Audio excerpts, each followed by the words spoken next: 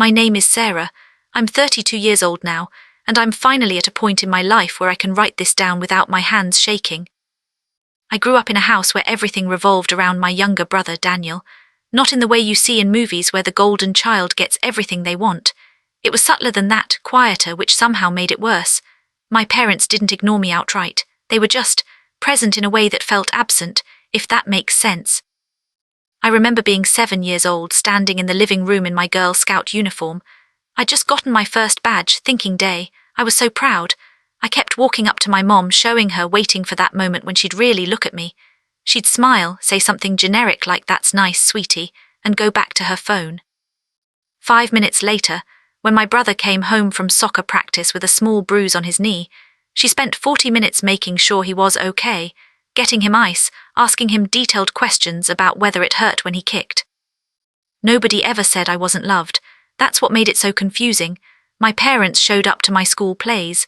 They paid for my college, but Daniel's life was a project. My life was just happening beside theirs. By the time I was 12, I'd figured out that the problem wasn't that they didn't love me. It was that they believed, truly believed, that I didn't need them as much as Daniel did. I was self-sufficient. I was independent. I was easy. These words followed me around like a diagnosis. My parents would say them to each other with what seemed like relief, like they'd been given a free pass to worry less about me. Daniel was the anxious one. Daniel needed help with homework even though his IQ was probably higher than mine. Daniel had sensitive feelings and needed encouragement. So he got it. Every report card that showed even slight improvement meant celebration. When I got straight A's, there was a nod of approval and a question about whether I was pushing myself too hard. I'm not writing this for sympathy. I'm writing this because I need people to understand the specific kind of damage that happens when you grow up knowing you're loved, but knowing you're also less important. The real problem started when I was 25. I'd moved out at 22, went to college for business management, and started working at a mid-sized marketing firm. I was doing well, not spectacularly, but well. I was building a life, and for the first time I had some distance from my family, not hostile distance, just distance. I'd call on Sundays, I'd visit for holidays. I was polite and present and all the things you're supposed to be. But I'd also stopped trying. I'd stopped seeking approval, and I think my parents noticed because suddenly they wanted me around more. My mom would call asking me to come home for dinners. My dad would text me links to articles he thought I'd find interesting. It was like once I stopped needing them, they suddenly wanted to need me. I went home one Sunday for dinner. It was just the four of us, me, my parents, and Daniel. He was 23 then, living at home, working at the same company our dad owned. Of course he was working at our dad's company. That had been the plan since forever. We were eating, making small talk, and my mom asked about my work. I told her about a project I was leading, a campaign rebrand for a healthcare startup. I was genuinely excited about it. It was my first time leading a team. And then my mom said something that I would replay in my head for the next 7 years. "That sounds impressive, but aren't you worried it might be too much for you right now?" I remember looking at her. "Too much, I'm leading a team of 4 people. "I just mean," she said, and I can still see her face, the concerned tilt of her head. "You've always been someone who does better when things are simple. You get overwhelmed easily." I was 25 years old, leading my first team, and my mother was telling me that I was someone who got overwhelmed easily. Daniel sat there eating his chicken and didn't say anything, but he didn't need to. We both knew what was happening. He was the one who needed managing, coaching, careful handling, and I was the one who could just handle things. I didn't argue with her, I never did. Instead, I felt something shift inside me. A coldness, a recognition of something I'd always known but never acknowledged. My parents didn't actually know me, and they didn't want to because the version of me they'd constructed, capable, independent, easy, required no effort from them. The next few years were strange. I built my career quietly. I got a promotion. I moved into a nicer apartment. I didn't tell my parents much about my life anymore. There wasn't really a moment where I decided this consciously. It just happened. It's what happens when you realize you've been living according to someone else's narrative of you. But here's what I didn't account for. My parents noticed, and instead of examining why I was pulling away, they decided that I was being distant, that I was being cold, that I was rejecting them somehow. When I was 28, my dad had a heart attack. Not a massive one, he survived, he recovered, he was fine. But it was a wake-up call for all of us, and suddenly there were conversations about family and legacy and what mattered. My parents seemed to believe that this crisis should have brought us all closer, that I should have, somehow, forgotten years of neglect in the face of their mortality. I went home, I visited my dad in the hospital, I helped my mom navigate his recovery, and during this time my parents kept bringing up the idea that I needed to let go of my resentment and remember what family means. They never actually acknowledged what the resentment was about. They never said, "We realize we favored your brother," or "We can see how we made you feel less important." Instead, they talked about family unity and second chances and how they'd always done their best, as if their best intentions automatically erased their impact. I remember standing in their kitchen about 6 months after my dad's heart attack. My mom was making coffee, and she said something that broke the last thread of connection I had with her. "It's so nice having you here more often. You know Daniel's always here, so it's easy to take him for granted, but having you around reminds us not to." Do you understand what she was saying? I was valuable to them as an occasional visitor, a reminder of what they weren't taking for granted. But Daniel was worth taking for granted because he was always there, always present, always needing them. That's when I started my plan, not consciously, not deliberately, but the seeds were there. I was working at the marketing firm. I'd kept my head down, done my work, built strong relationships with my colleagues and clients. Nobody knew about my family situation. Nobody needed to. But I'd become really good at understanding human behavior, at seeing patterns, at knowing what people wanted and needed, and what they were hiding. I also became an expert in my parents' business, not because they taught me, but because I was curious and information was available, and I started to understand the structure of things. My dad owned a construction and development company. It was profitable, respectable, and it employed about 60 people. He'd been building it for 30 years. It was his legacy, and Daniel was going to inherit it. This wasn't stated explicitly, but it was understood. Daniel worked in the business. He was being groomed for leadership. My parents talked about the future, about succession planning, about Daniel eventually taking over. But here's what nobody knew. Daniel was terrible at his job. I was visiting one Friday and I happened to overhear a phone conversation between my dad and his business partner. Daniel had made a massive error on a commercial property bid, like the kind of error that could cost them serious money. My dad was furious, but he was also managing it, protecting him, making calls to fix what Daniel had broken. And I thought about all the times I'd made mistakes in my career, and nobody had fixed them for me. I'd had to learn, adapt, fix them myself. Daniel was failing upward, and nobody seemed to notice because my dad kept catching him before he fell. I wish I could say my plan was noble or justified, but I think the truth is more complicated than that. I was angry, I was hurt, and I had a skill set that, once you understand how power works in families and in business, is pretty dangerous. I started small. I couldn't access my dad's business files directly, but I could ask questions. I'm good at asking questions. I'd call my mom, ask how business was doing, listen to what she said, ask follow-ups, listen more. Over months, I built a picture of the company's structure, its vulnerabilities, its recent problems. I also learned that Daniel's mistakes were more frequent and more serious than anyone outside the family knew. My dad had been quietly covering for him, eating losses, blaming external factors, anything to avoid the reality that his son wasn't capable of running the business. And I started to think about how this was eventually going to implode, how my dad would retire or die, Daniel would take over, and the company would collapse. Decades of work, 60 jobs, all of it would disappear because my parents had never let Daniel actually fail. So I did something that in retrospect was both terrible and brilliant. I documented everything. I started a blog, not using my name, a professional blog about business management, entrepreneurship, and succession planning.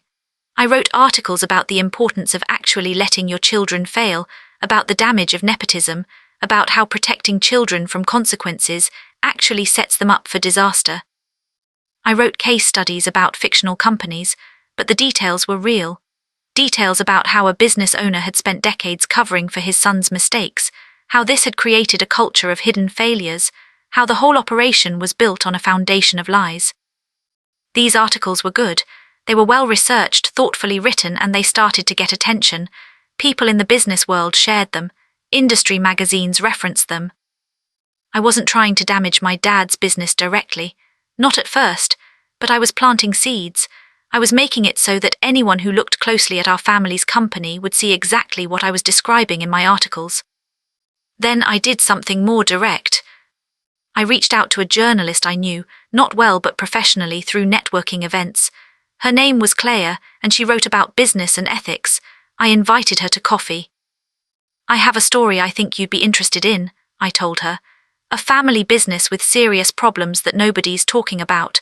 A case study in how good intentions can destroy a company." I didn't name my family. Not initially. But I gave her enough information that, with basic reporting, she could figure it out. I gave her the names of current and former employees who'd seen the problems firsthand. I gave her information about the financial patterns, the inexplicable losses, the contracts that didn't quite make sense, the restructuring and efficiency measures that were really just damage control. I told her everything I'd learned, and I did it calmly, rationally, like I was just concerned about business ethics, not like I was trying to blow up my father's life. Here's the thing about revenge: it's not as satisfying as people think it is. It's actually pretty cold. I didn't feel righteous. I didn't feel good. I felt like I was watching someone else do something and I was powerless to stop it, even though I was the one doing it. The article came out 6 months later. It was a long-form piece in a respected business publication. The headline was something like "The Hidden Cost of Family Nepotism: How One Family Business Started Failing." It didn't name my family in the headline, but it was obvious from the content. It was thorough, it was factual, it was absolutely damaging. My dad's phone would ring constantly for weeks. Business partners wanted clarifications. Clients wanted to make sure the company was stable. Employees wondered if their jobs were secure. The business didn't collapse immediately, but it started to crack. And my parents finally called me. I remember my mom's voice on the phone. She sounded terrified. "Sarah, there's this article. People are asking questions. Did you have anything to do with this?" I could have lied, I almost did, but I was tired of lying. I was tired of performing, so I said, "Yes, I did." There was a long silence. "Why would you do this?" she asked. And that's when everything came out. Years of resentment, years of feeling less important, years of watching my brother be protected while I was expected to just handle things. Years of my parents pretending I was okay when I wasn't. Years of them believing in a version of me that was convenient rather than true. I told her about the article, about why I did it, about the fact that my dad's business was failing not because of some journalist's investigation, but because it was built on lies. Because my brother was genuinely unprepared for leadership, and my dad had enabled that. "You've destroyed your father," my mom said. She was crying. "No," I said, and I meant it. He destroyed himself. I just made it impossible for him to keep pretending. My dad wanted to press legal charges. Apparently I'd accessed some private information without authorization. I hadn't, but my parents' lawyer convinced them they might have a case. My parents wanted me to recant the story, to tell the journalist I'd lied, to somehow undo what I'd done. Instead, I went to a lawyer of my own and protected myself, and I stopped answering their calls. For about 8 months I didn't speak to my parents. I didn't speak to Daniel either, though he did send me a text once asking what the hell I'd done and calling me selfish and saying I'd ruined everything. I didn't respond. During those 8 months my dad's business reorganized. He brought in a professional CEO.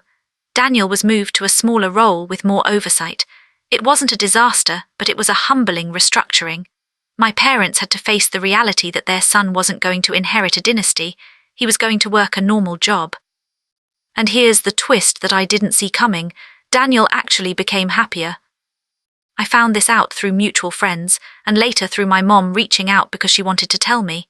Without the pressure of being groomed for succession, without the expectations, Daniel started to breathe. He started doing things he actually enjoyed. He eventually left the family business and went into teaching. He's a high school business teacher now, and according to my mom, he's actually good at it. So my revenge, which was supposed to be devastating, actually freed him. It forced my parents to see him as he was instead of as their project, and it forced them to confront the reality that their protection wasn't actually love. My parents and I started talking again slowly. My mom called, then my dad did. It was awkward. There was no magical reconciliation. There's no scene where they apologized and we all cried and decided to start fresh. But there was understanding, real understanding, not the performative kind. My mom said, "I think I finally see what we did, how we made you feel, and I don't know how to fix that, but I want you to know I see it now." My dad said less, but he acknowledged that he'd made mistakes in how he'd raised us, not dramatically, just, he saw it. The thing is, once you've done something like what I did, you can't undo it. I can't unknow that I'm capable of planning revenge.